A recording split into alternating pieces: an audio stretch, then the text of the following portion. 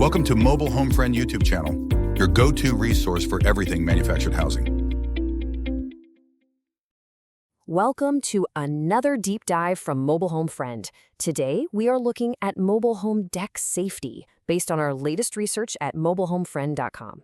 We're talking about something that can add huge value and enjoyment to your home, but we're also going to cover the critical safety points you absolutely need to know.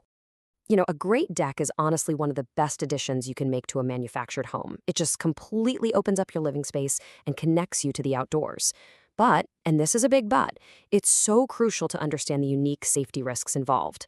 A poorly built deck isn't just an eyesore, it can be a real danger. So let's just jump right in with a number that might actually surprise you.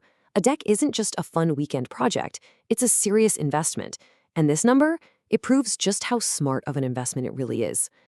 Yep, that's right. Believe it or not, that's the average return on investment for a wooden deck.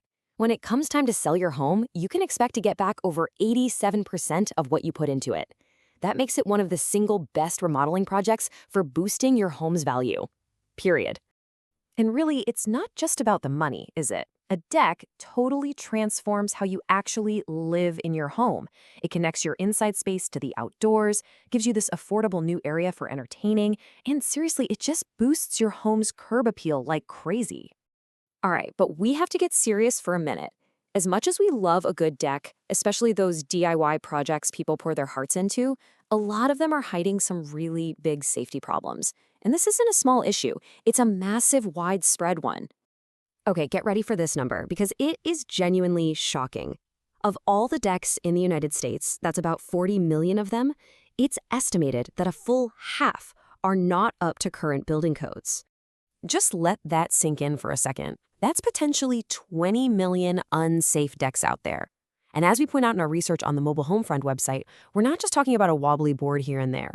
We're talking about major structural issues. Exactly. This quote really says it all.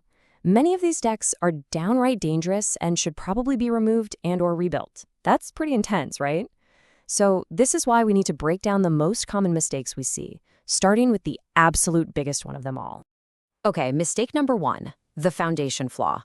And honestly, the foundation is everything. If you get this part wrong, nothing else you do is going to matter. And with mobile homes, there's a detail here that gets missed all the time. So this really brings up the million-dollar question, doesn't it? Why are mobile home decks so different from the ones you see on regular, site-built houses? You can't build them the same way, and the reason all comes down to how the homes themselves are supported. And this right here, this is the absolute core of what you need to understand. With a site-built house, the foundation is under the walls, so you can just bolt a deck right on. But a manufactured home, it's a totally different story. The whole thing is held up by those big steel I-beams running down the middle. Those outer walls, they aren't meant to hold any serious weight. Trying to attach a heavy deck to them is just asking for a disaster. So here's the bottom line, the one thing you have to remember. A deck for a mobile home must be freestanding. It needs its own legs, its own foundation on all sides. Think of it like a sturdy table you push up against the house, not a shelf you hang on the wall. And look, for a super detailed technical breakdown of all the foundation requirements, you really should check out the full post on mobilehomefriend.com. It's all there for you. But for now, let's move on to mistake number two, building a weak overall structure. You know that feeling, right? You walk out onto someone's deck and it feels kind of bouncy, or it sags a little bit under your feet. Yeah, that's not just a weird sensation, that is a massive red flag that the whole structure is undersized and probably unsafe. And this usually comes down to the floor joists, the boards underneath that hold up the whole floor.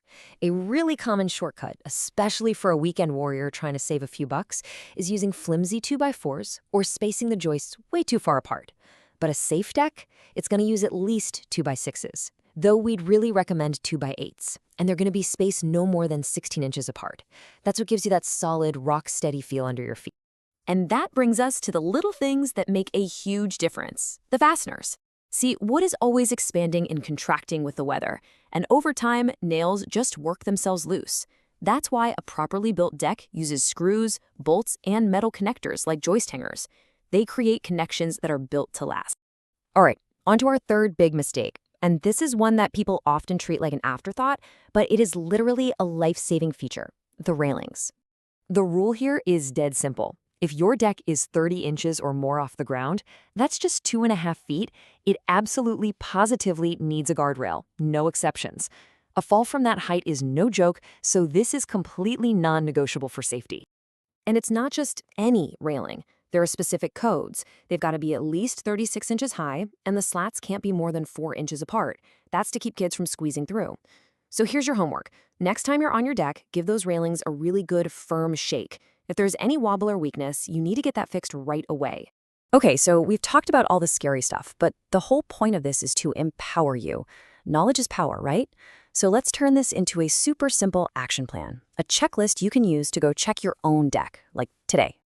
Here we go. 4 easy steps. First, go look at that foundation. Is it actually freestanding? Can you see its own support posts right up against the house? Second, peek underneath. Do you see any sagging joists? Does it feel bouncy when you walk on it? Third, do that shake test on the railings. Really give them a good shove. And fourth, get up close and look for any signs of wood rot, especially where wood touches the ground or where pieces are fastened together. You know, it really all boils down to this one piece of advice, something we emphasize on the Mobile Home Friend website all the time. Don't cut corners when it comes to the quality of construction. You pay for it in the long run. It might save you a little cash up front, but you will pay for it later, either with expensive repairs or, way worse, an accident. Thanks for watching. For more guides and the full article on this topic, head over to mobilehomefriend.com. Don't forget to check the links in the description below. Thanks for watching. For more technical guides on this topic, click the link to see the in-depth article over at mobilehomeframe.com. There are many more informational dives into manufactured home topics to investigate and keep your project moving forward.